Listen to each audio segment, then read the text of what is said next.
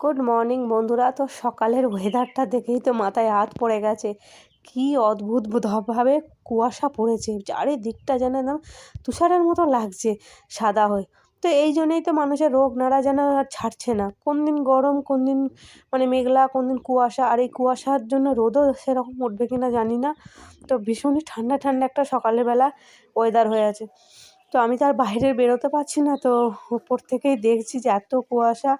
তো মনে হচ্ছে কুয়াশাটার জন্য একটু বাইরে যাই, কিন্তু আমার যা পরিস্থিতি, যদি কুয়াশার মধ্যে বাইরে যায় বাড়ির লোক আমাকে আর আস্ত রাখবে না, খেয়ে ফেলবে পুরো।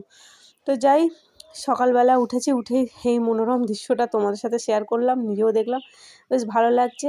আর আজকে শরীরটা অনেকটাই একটু ভালো আছে, কমফর্টেবল লাগছে। তো চলো এবার সংসারে কাজ করি। বেশ তো দুদিন একটু রেস্ট নিয়েছিলাম, কিন্তু এখনও পরিপূর্ণভাবে সুস্থ নয়। তবু মা বারণ করছিল যে জল ঘেঁটো না, জল আমরা তুলছি। তাই যে না, আমি বসে বসে জলগুলো তো ভরি, কতদিন আর বসে থাকবো, ভালো লাগে সংসারে। দেখবে মেয়েরা এক দুদিন রেস্ট নিলেও ঠিক আছে, পরপর সংসার থেকে বিরত থাকাটা ভালো লাগে না। তারপরে মা কাজ করবে সমানে সব কিছু, আর বসে থাকবো, খারাপ লাগে। তো যতটা পারবো করব, যখন অসুবিধা হবে আবার বসে পড়বো।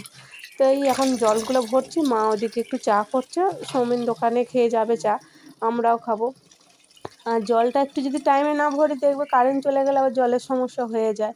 আর যা ওয়েদারের অবস্থা জানি না, মেঘের কী রকম রোদ, আরও পাবো কি পাবো না। তো সব মিলিয়ে মিশিয়ে একদম ঠান্ডা ঠান্ডা একটা পরিবেশ হয়ে গেছে, জানো তো, ভীষণই ঠান্ডা একটা লাগছে। আর ওই যে বাড়ির ঘরের ভেতরে কটা বোতল ছিল, ভুলে গেছিলাম আনতে, সেটা নিয়ে এলাম। আর এই যে দেখো, শুধু সামনের দিকের জানলাটাই খুলেছি, বাদ বাকি কোনো জানলা এখনও খুলিনি, কারণ এতটাই কুয়াশা। তো মা বলে রান্নাঘরে কুয়াশা ঢুকছে, জানলা একদম খুলো না, পরে খুলবে। তো আর আমি এদিকে জল ভরছিলাম, মা দেখো একটা বেগুন পুড়িয়েছে আজকে মুড়ি খাওয়ার জন্য। মুখটা এতটাই তেতো হয়ে গেছে, কোনো কিছুই যেন খেতে ইচ্ছা করছে না। তো মা বলে তাহলে আজকে বেগুন পোড়াই, ভালো করে মাখালে দেখবে মুড়ি খেতে ভালো লাগবে। তো এই যে মা বেগুন পুড়িয়ে ডাল বসিয়ে দিয়েছে। আর এখন মাই সব কিছু দিকটা সামলায়, আমি আর সেরকম কিছু করি না। তো মা স্নান করছে, আমি মাকে বলি তাহলে আমি তাও বেগুনটা ছাড়াই ততক্ষণ, বলে গরম থাকতে থাকতে বেগুনটা ছাড়াচ্ছি। আর আমার নাক এতটাই বসে গেছে যে আমি কোনো কিছুর গন্ধই পাচ্ছি না। নাহলে সাধারণত একটা বেগুন পোড়ালে যে সুন্দর একটা গন্ধ পাই, সেটাই পাচ্ছি না। মাকে বলছি মা কিছুই গন্ধ পাচ্ছি না আমি। তো আর ডাক্তার বলল যে তোমাদেরকে বলবো, বলছিলাম যে কি বললো, তো আমার সর্দিটা বুকেতেও যতটা বসেছে তার থেকে বেশি বসে গেছে আমার মাথায়। মাথায় সর্দি বসার জন্য আমার শ্বাসকষ্টটাও যেমন বেড়ে গেছিলো, তীব্র মাথার যন্ত্রণা। আর এতটাই বাড়াবাড়ির দিকে গেছিলো যে আর দু একদিন যদি আমি ওই ডাক্তারের কাছে না যেতাম, যদি এমনি ঘরোয়াভাবে ট্রিটমেন্ট করতাম, তো জানি না কোন দিকে সমস্যাটা চলে যেত, একটু ভয়ঙ্করভাবেই হয়ে যেত। তো বাড়ি থেকে তো সবাই এখন বারণ করছে যে এখন ঠান্ডা লাগিও না, নিজেকে সবসময় কভার করে রাখো যাতে ঠান্ডাটা না লাগাও, কেন এই এত বড় একটা এ থেকে উঠেছে। আর আমি যে কথা বলছি, তো আমার কথার গলার আওয়াজ কেউ শুনতে পায়নি, এমনকি আমি কানেও কিছু শুনতে পাচ্ছি না। আর আমি কাউকে যে কিছু বলছি তারাও বুঝতে পারছি না, সেই গলা ধরে গেলে যেরকম ফ্যাস ফ্যাস করে আওয়াজ হয়, তো সেইভাবে। তো যাই হোক, এই যে বেগুনটা ছাড়িয়ে নিয়েছি, মা এসে ওই পেঁয়াজ লঙ্কা টঙ্কা দিয়ে মাখাবে। তো জ্বর আছে, নাহলে ভেবেছিলাম একটু লেবুর রস দেবো, যেহেতু গায়ে জ্বর আছে, বলে জ্বরটা বেরোবে, তো লেবুর রস দিতে হবে না। তো আর বেগুন পোড়া মুড়ি দেখবে শীতকালে বেশ খেতে ভালোও লাগে, তাই না? আর আমাদের শীতকালে প্রায় বাড়িতে বেগুন পোড়া মুড়িটা হয়, আর খেতেও বেশ দারুণ লাগে। আবার তার সাথে যদি একটু মটরশুঁটি, একটু ঝুড়ি ভাজা নিয়ে নাও, ওহ কি যে টেস্ট লাগে সে বলে বোঝাতে পারবো না, যতক্ষণ না নিজেরা না খাবে। তো চলো, এই যে মাকে সমস্ত কিছু রেডি করে দিয়েছি। মাকে বলছি মা আজকে কী রান্না হবে, আজকে বাড়িতে মাছও সেই রকম নেই। মা বলে দাঁড়াও, মাছ যদি আসে তাহলে নেবো। তারপর মাছ এসেছিলো, কিন্তু অন্য মাছ ছিল, মা সেই মাছ নেয়নি। মা বলে তাহলে একটুখানি চিংড়ি মাছ নিই। আমি চিংড়ি মাছ নেবে, তুমি তো চিংড়ি মাছ খাও না। মা বলে না, বাড়িতে 2 পিস মাছ আছে, সেইটা আলাদা ঝাল হবে, এইগুলো তোমরা খাবে।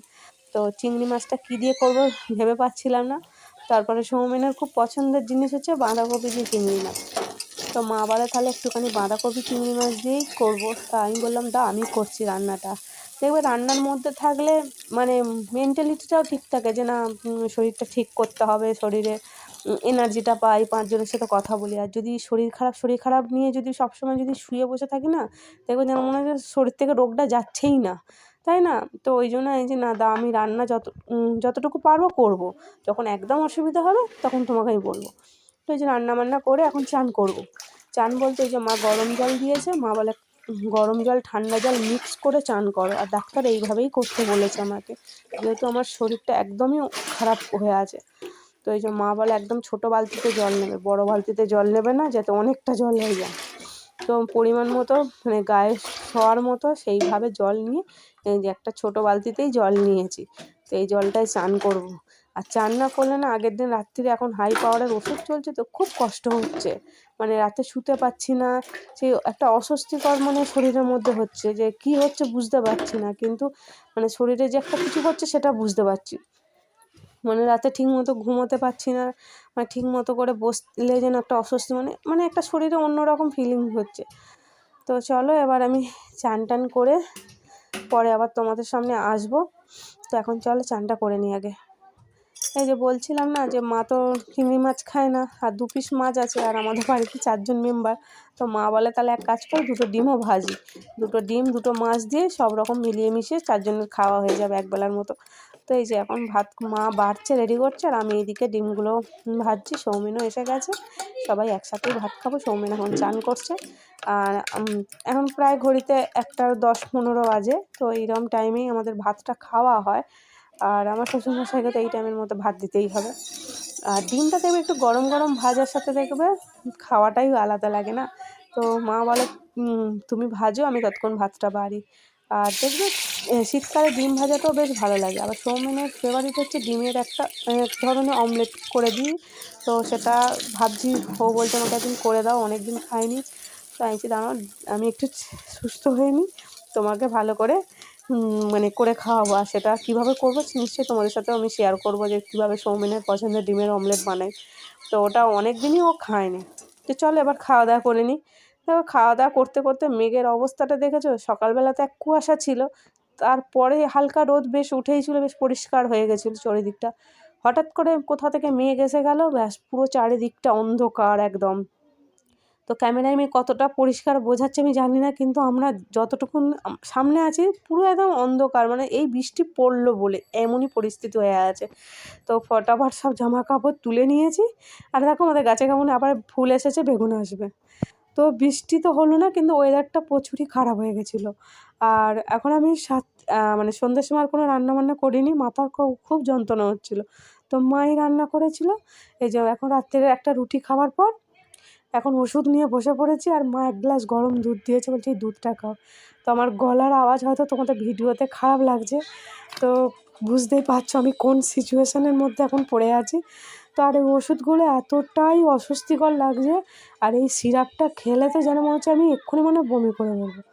কিন্তু সিরাপ খাওয়ার পর জল খাই না আমিও জানি, কিন্তু আমি জলের বোতল নিয়ে এই জন্য বসেছি, আমি এই সিরাপটা এত মোটা আর এত একটা বিচ্ছিরি খেতে, তো আমার মানে খেলেই বমি হয়, যার কারণে আমি জলটা নিয়ে বসেছি যে আমি 2 ঘট হলেও জল খাবো। তো সিরাপ খাওয়ার পর জল খাই বলে সৌমেন বকে আমাকে, সিরাপ খেয়ে কেউ কোনোদিন জল খায় না। তো আমি কিছু করার নেই, আমার বমি হয়ে যাওয়ার থেকে তার থেকে আমি 1 ঘট জল খেয়ে নিই, খাওয়ার পর আমি দুধটা খাবো, তাহলে আমার কী হলো শরীরটা ঠিকও লাগলো আর অস্বস্তিকর লাগবে না। তো এরপর আবার শুয়ে পড়বো, জানি না আজ আর সারা রাত জাগবো কি না, জানি না কীভাবে রাত কাটাবো। খুবই একটা মানে আমার জীবনে ভয়ঙ্কর পরিস্থিতির মধ্যে দিয়ে আমি চলছি। সর্দি বসেছে এর আগে, কোনোদিন আমার মাথায় সর্দি এইভাবে বসেনি, আজ প্রথমবার মানে অনুভব করছি মাথায় সর্দি বসা কী খারাপ জিনিস। তাই তোমাদেরকে অনেককেই বলছি সকলে সাবধানে থেকো, সেফটি থেকো, কোথাও বেরোলে কানে ভালো করে চাপা টাপা দিয়ে বেরোবে। তো আমি যেরকম ভুগছি যেন আর কাউকে ভগবান না এই কষ্টটা না দেয়। সকলে সুস্থ থেকো এই কামনাই করি, সকলে ভালো থেকো। তো দেখা হচ্ছে নতুন আরও একটা ভিডিওতে, ততক্ষণের জন্য সকলে ভালো থেকো, সুস্থ থেকো, হাসি খুশিতে থেকো, মনুর ফ্যামিলি ব্লগ দেখতে থেকো। আর যারা এখনও আমার চ্যানেলকে সাবস্ক্রাইব করোনি তারা প্লিজ আমার চ্যানেলটিকে সাবস্ক্রাইব করে আমার পাশে থেকো। এই যে গরম দুধটা খাচ্ছি তো গলায় এত সুন্দর একটা আরাম হচ্ছে কি বলবে। তো মা বলে গরম দুধটা গরম গরম অবস্থাতেই খাবে, দেখবে আরাম পাবে। আর গার্গিল করতে দিয়েছে, গার্গিলও মাঝে মাঝে করছি, কিন্তু কিছুতেই কিছু এত তাড়াতাড়ি রিয়াকশান পাচ্ছি না। তো যতটা পারবো তাড়াতাড়ি নিজে থেকে সুস্থ হওয়ার চেষ্টা করবো, যাতে তোমাদের কাছে নতুন নতুন ভিডিও নিয়ে আসা। তো এই কামনা নিয়ে আজকে ব্লগটা শেষ করছি, দেখা হচ্ছে নতুন একটা ব্লগে।